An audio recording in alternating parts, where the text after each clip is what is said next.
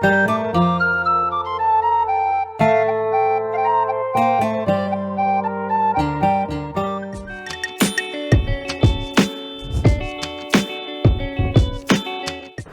നമസ്കാരം. എൻ്റെ പേര് ഡോക്ടർ ദിനൂപ്.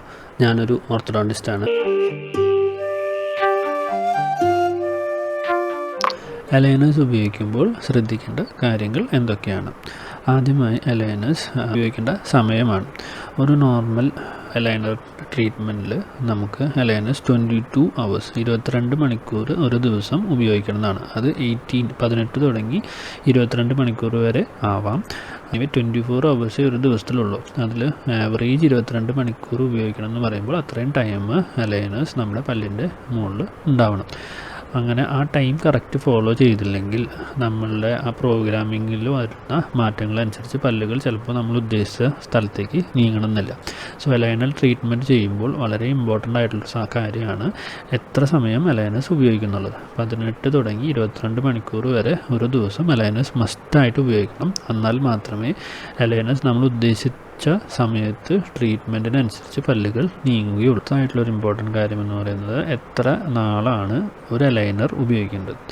ഒരു അലൈനേഴ്സ് 7 തുടങ്ങി 14 ദിവസം വരെയാണ് നോർമലി ഉപയോഗിക്കുന്നത്. അത് നിങ്ങളുടെ ട്രീറ്റ്മെൻറ്റ് പ്ലാനിങ്ങും നിങ്ങളുടെ ഡോക്ടറിനും പറയുന്നതനുസരിച്ച് വേണം ചെയ്യാൻ.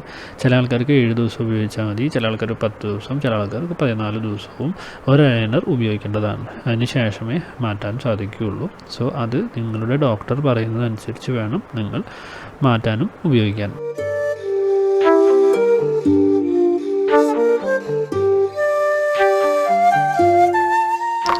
അലൈനർ ട്രീറ്റ്മെൻറ്റിൻ്റെ സമയത്ത് പ്രത്യേകം ശ്രദ്ധിക്കേണ്ട ഒരു കാര്യം എങ്ങനെയാണ് അലൈനേഴ്സ് ഊരേണ്ടതും വെക്കേണ്ടതും എന്നുള്ളതാണ്.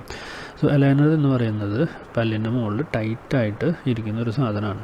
സോ അത് ഊരാനും വെക്കുന്നതിനും ഒരു ടെക്നിക്ക് നിങ്ങളുടെ ഡോക്ടേഴ്സ് അത് നിങ്ങൾക്ക് കാണിച്ചു തരുന്നതായിരിക്കും. എന്നാലും എപ്പോഴും നമ്മൾ അലൈനേഴ്സ് ഊരുന്ന സമയത്ത് നമുക്ക് പുറത്തുനിന്ന് അല്ലെങ്കിൽ സൈഡിൽ നിന്ന് ഊരാനുള്ള ഒരു ടെൻഡൻസിയാണ് ഉണ്ടാവുക. സോ അലൈനേഴ്സ് ഊരുമ്പോൾ എപ്പോഴും ആദ്യം പുറകിലത്തെ ബാക്കിലെ ഉള്ളിൽ ഭാഗത്ത് നിന്ന് വേണം നമുക്ക് അലൈനേഴ്സ് ആദ്യം റിമൂവ് ചെയ്യാൻ. അവിടെയാണ് അലൈനറിൻ്റെ ലോക്ക് ആദ്യം പിടിക്കേണ്ടത്. ഉൾഭാഗത്തു നിന്ന് വേണം പിടിക്കാൻ, പുറത്തുനിന്ന് പിടിക്കാൻ നോക്കരുത്. അപ്പോൾ കൂടുതൽ ടൈറ്റ് ആവുകയുള്ളൂ. അപ്പോൾ അലൈനേഴ്സ് ആദ്യം ഊരുന്ന സമയത്ത് മുകളിലായാലും താഴെ ആയാലും ബാക്കിലത്തെ ലാസ്റ്റത്തെ പല്ലിൻ്റെ അവിടെ നിന്ന് ആദ്യം ഒരു സൈഡിൽ നിന്ന് പിടിക്കുക, അതിനുശേഷം മറ്റേ സൈഡിൽ നിന്ന് പിടിക്കുക.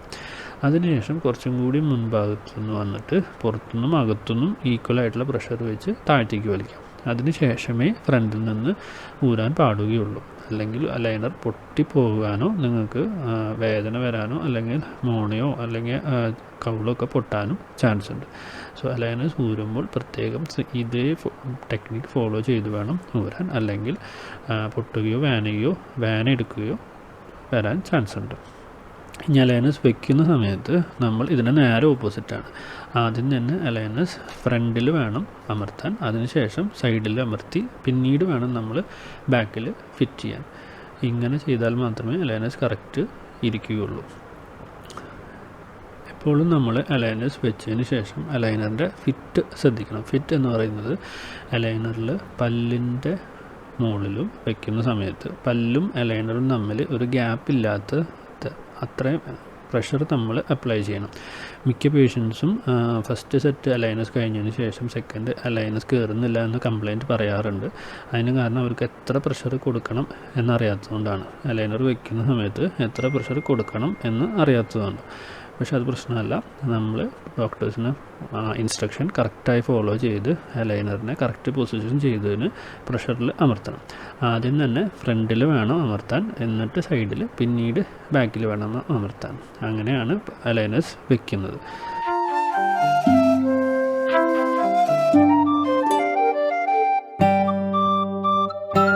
ഓരോ അലൈനേഴ്സും നമ്മൾ കാലത്തും വൈകിട്ടും മോർണിംഗും നൈറ്റും അലൈനേഴ്സ് ഊരിയെടുത്ത് സാധാ ബ്രഷ് ഉപയോഗിച്ച് നമ്മൾ ക്ലീൻ ചെയ്യുന്നതാണ്. അല്ലെങ്കിൽ അലൈനേഴ്സിൻ്റെ മുകളിൽ അഴുക്ക് വന്ന് അത് കളർ മാറുക അല്ലെങ്കിൽ അഴുക്കാവാനോ ചാൻസ് ഉണ്ട്.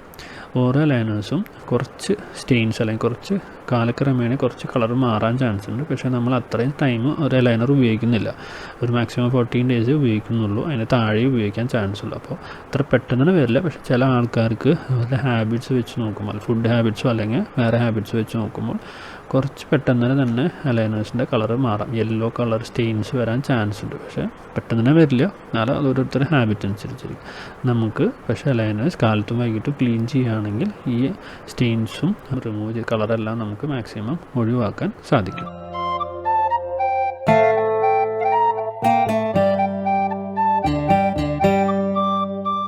ഏതെല്ലാം കേസുകളാണ് അലൈനർ ട്രീറ്റ്മെൻറ്റ് വെച്ച് അല്ലെങ്കിൽ അലൈനേഴ്സ് ഉപയോഗിച്ച് കറക്റ്റ് ചെയ്യാൻ പറ്റുന്നതെന്ന് നമുക്ക് നോക്കാം.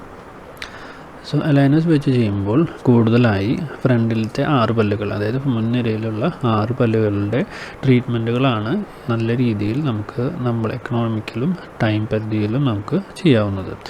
ആക്ച്വലി ബ്രേസസ് വെച്ച് ഉള്ള ട്രീറ്റ്മെൻറ്റ് കമ്പയർ ചെയ്യുമ്പോൾ എല്ലാ ട്രീറ്റ്മെൻറ്റ്സും ബ്രേസസിൻ്റെ പോലെ തന്നെ അലൈനേഴ്സ് വെച്ചിട്ടും നമുക്ക് ചെയ്യാവുന്നതാണ്. പക്ഷേ അത് അത്രയും അലൈനേഴ്സിൻ്റെ എണ്ണം കൂടും. ഒരു നോർമൽ ആവറേജ് നമുക്ക് സിമ്പിൾ കറക്ഷൻസ് പെട്ടെന്ന് തന്നെ സാധാ നോർമൽ ബ്രേസസിനെ വെച്ച് നോക്കുമ്പോൾ കുറച്ചും കൂടി വേഗത്തിൽ കംഫർട്ടബിൾ ആയിട്ടും അലൈനേഴ്സ് വെച്ച് ചെയ്യാവുന്നതാണ്. ഇനി നമുക്ക് അലൈനേഴ്സ് ഉപയോഗിച്ച് ഞാൻ കറക്റ്റ് ചെയ്തിട്ടുള്ള കുറച്ച് കേസുകൾ. അലൈനേഴ്സ് വെച്ച് നമുക്ക് പല്ലിലുള്ള ചെറിയ ചെറിയ വിടവുകളെ കറക്റ്റ് ചെയ്യാവുന്നതാണ്. ഇതിൽ നിങ്ങൾ കാണുന്നത് പോലെ ഈ പേഷ്യൻറ്റിൻ്റെ പല്ലിലുള്ള ഈ വിടവുകൾ അലൈനർ ട്രീറ്റ്മെൻറ്റ് ഉപയോഗിച്ച് കറക്റ്റ് ചെയ്തിട്ടുള്ളതാണ്. മുകളിലും താഴത്തെയും വിടവുകൾ നിങ്ങൾക്ക് മനസ്സിലാക്കാം. പല്ലിൻ്റെ ഇടയിൽ നടുക്കിലുള്ള ഗ്യാപ്പ് അടച്ചതായിട്ട് നിങ്ങൾക്ക് കാണാവുന്നതാണ്. അങ്ങനെ പല്ലുകളുടെ ഇടയിലുള്ള വിടവുകൾ നമുക്ക് കറക്റ്റ് ചെയ്യാവുന്നതാണ്.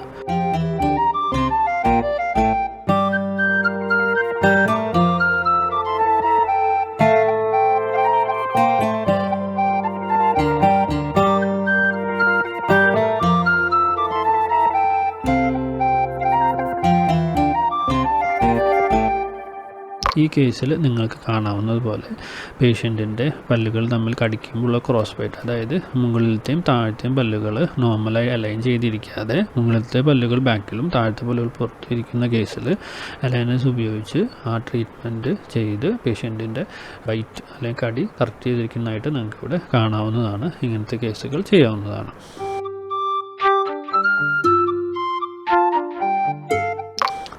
ഈ കേസിൽ പേഷ്യൻ്റ് ഒരു ചെറിയ കുട്ടിയാണ്, അതായത് ഒരു 10 വയസ്സുള്ള കുട്ടിയാണ്. ഈ പേഷ്യൻറ്റിന് എല്ലാ പല്ലുകളും വന്നിട്ടില്ല എങ്കിൽ കൂടി നമുക്ക് അലൈനേഴ്സ് ഉപയോഗിച്ച് ഈ പേഷ്യൻറ്റിൻ്റെ ക്രോസ് ബൈറ്റ്, അതായത് പല്ലുകൾ തമ്മിൽ കൂട്ടി കടിക്കുമ്പോൾ മുകളിലത്തെ പല്ല് ബാക്കിലും താഴത്തെ പല്ല് പുറത്തുമാണ് ഈ പേഷ്യൻറ്റിനുള്ളത്. നോർമലായിട്ടുള്ള കടി വെച്ച് നോക്കുമ്പോൾ മുകളിലത്തെ പല്ല് പുറത്തും താഴത്തെ ഉള്ളിലാണ് ആവേണ്ടത്. നമുക്ക് ഈ പേഷ്യൻറ്റിന് 9 വയസ്സുള്ള കുട്ടിക്ക് ഈ ട്രീറ്റ്മെൻറ്റ് ചെയ്ത് അവൻ്റെ ബൈറ്റ് കറക്റ്റ് ചെയ്യാൻ സാധിച്ചു. കുട്ടികളിൽ ഉപയോഗിക്കുമ്പോൾ സാധാരണ നോർമൽ ബ്രേസസ് ചിലപ്പോൾ അവർക്ക് ഉപയോഗിക്കാൻ ഒരു പേടി അല്ലെങ്കിൽ ബ്രേസിൻ്റെ വേദന ഒക്കെയുള്ള കേസുകളിൽ നമുക്ക് ഈ അലൈനേഴ്സ് ഉപയോഗിച്ച് സിമ്പിൾ കറക്ഷൻ ചെയ്യാവുന്നതാണ്. നിരയിലെ പല്ലുകൾ അതിലേക്ക് പൊന്തി നിൽക്കുന്ന കേസുകളിൽ നമുക്ക് അലൈനേഴ്സ് ഉപയോഗിച്ച് ഇതുപോലെ പല്ലുകളെ ബാക്കിലേക്ക് നീക്കി പല്ല് പൊന്തി നിൽക്കുന്ന പ്രശ്നം സോൾവ് ചെയ്യാൻ സാധിക്കുന്നതാണ്. ബ്രേസസ് ചെയ്തതിന് ശേഷം എന്തെങ്കിലും കാരണങ്ങളുണ്ട്, ചിലപ്പോൾ റീറ്റെയിനേഴ്സ് ഉപയോഗിക്കാത്തോ അല്ലെങ്കിൽ വേറെ എന്തെങ്കിലും കാരണങ്ങൾ കൊണ്ട് രണ്ടാമത് ഗ്യാപ്പ് വന്നതോ പല്ല് പൊന്തിയിട്ടുള്ള കേസുകളിൽ നമുക്ക് അലൈനേഴ്സ് ഉപയോഗിച്ച് ട്രീറ്റ്മെൻറ്റ് ഇതുപോലെ ചെയ്ത് കറക്റ്റ് ചെയ്യാവുന്നതാണ്.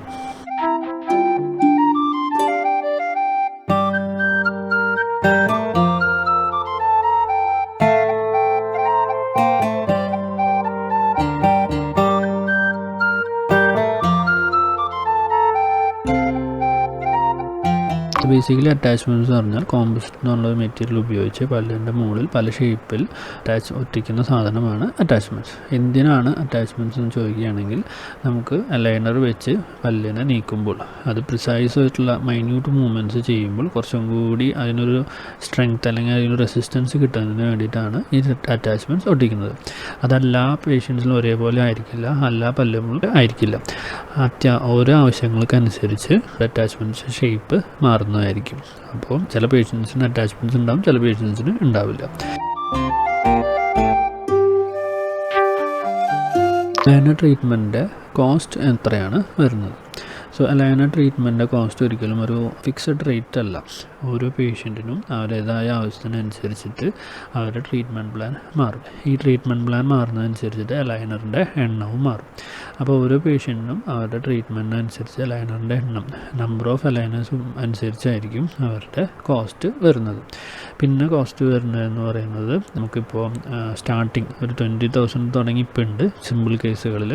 അതുകൂടി 1 ലക്ഷം 2 ലക്ഷം വരെയുള്ള ട്രീറ്റ്മെൻറ്റ്സും ഉണ്ട്. പിന്നെ അലൈനറിൻ്റെ ട്രീറ്റ്മെൻറ്റ് കോസ്റ്റ് എഫക്റ്റ് ചെയ്യുന്നത് പല കമ്പനികൾ പല ടൈപ്പ് അലൈനേഴ്സ് കൊടുക്കുന്നുണ്ട്. സോ അതും അതിനെ പല കോസ്റ്റിനെ എഫക്റ്റ് ചെയ്യും. പിന്നെ ഇപ്പോൾ ലേറ്റസ്റ്റ് ആയിട്ട് പല ടൈപ്പ് അലൈനേഴ്സ്, അതായത് സിംഗിൾ ലെയർ, അതായത് കൺവെൻഷണൽ സാധാ ഉപയോഗിക്കുന്ന അലൈനർ ഷീറ്റ്സ്, പിന്നെ ഉള്ളതാണ് multi layered sheets. So multi layered sheets വരുമ്പോൾ കുറച്ചും കൂടി സോഫ്റ്റ് ആയിരിക്കും, ഉപയോഗിക്കാനും കംഫർട്ടബിൾ ആയിരിക്കും. പിന്നെ ഉള്ളതാണ് 3D പ്രിൻറ്റഡ് ഡയറക്റ്റ് അലൈനേഴ്സ്. അതാണ് ഇപ്പോൾ ഏറ്റവും ലേറ്റസ്റ്റ്. അതിൻ്റെ ഒരു അഡ്വാൻറ്റേജ് എന്നാൽ കുറച്ചും കൂടി കറക്റ്റായിട്ടുള്ള മൂവ്മെൻറ്റ്സ് ആണ് പല്ലിൽ വരുത്തുന്നത്. സോ ഇങ്ങനത്തെ പല ടൈപ്പ്. സോ ഇതെല്ലാ കാരണങ്ങളും കൊണ്ടാണ് അലൈനേഴ്സിൻ്റെ റേറ്റിൽ വ്യത്യാസം വരുന്നത്. സോ ഒരാൾക്കും ഫിക്സഡ് ആയിട്ടുള്ള റേറ്റ് അല്ല അലൈനർ ട്രീറ്റ്മെൻറ്റിന് വരുന്നത്.